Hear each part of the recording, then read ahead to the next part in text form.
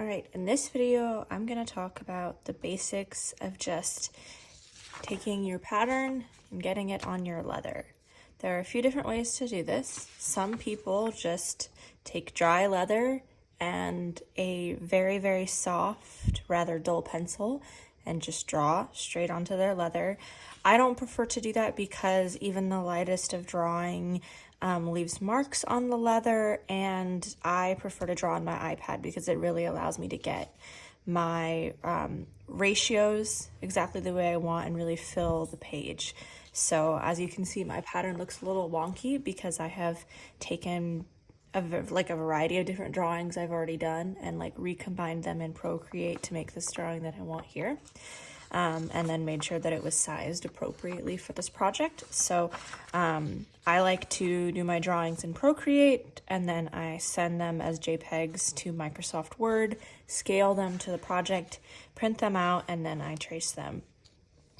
Procreate is especially helpful if you're doing custom work because you don't have to, it's much easier to make minor adjustments to sketches for customers than it is a drawing with pen and paper. So I recommend using Procreate.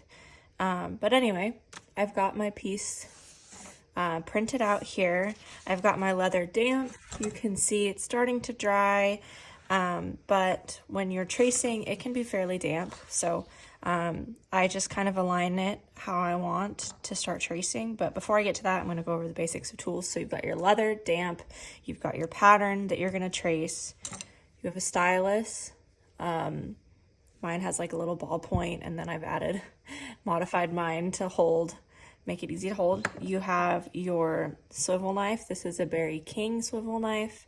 And then you've got your little scrap piece of leather with your rouge, so that you can not sharpen your blade, but strop your blade throughout the project.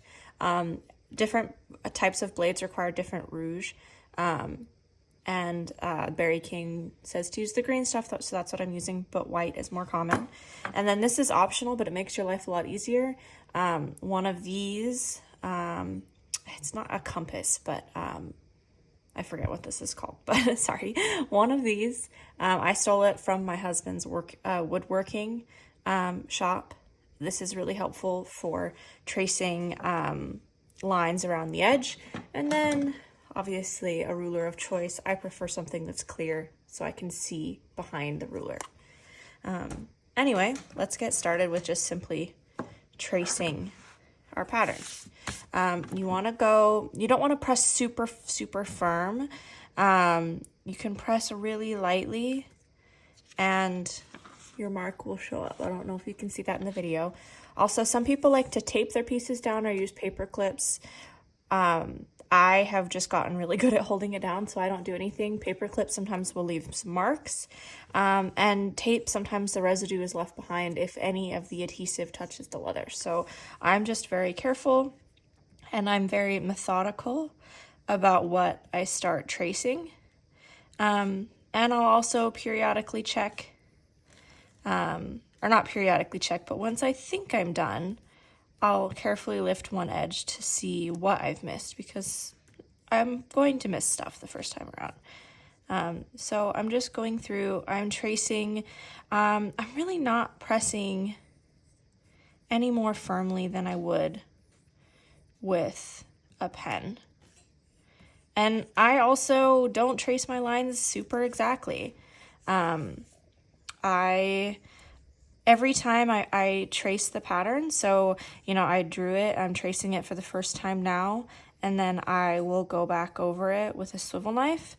It's not exact. I let the swivel knife do the interpretive part, and so sometimes that means the line isn't exact, and that swivel knife has that curve to it, which really allows it, let it help you, is what I'm saying.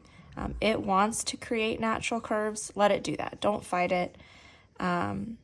Guide it.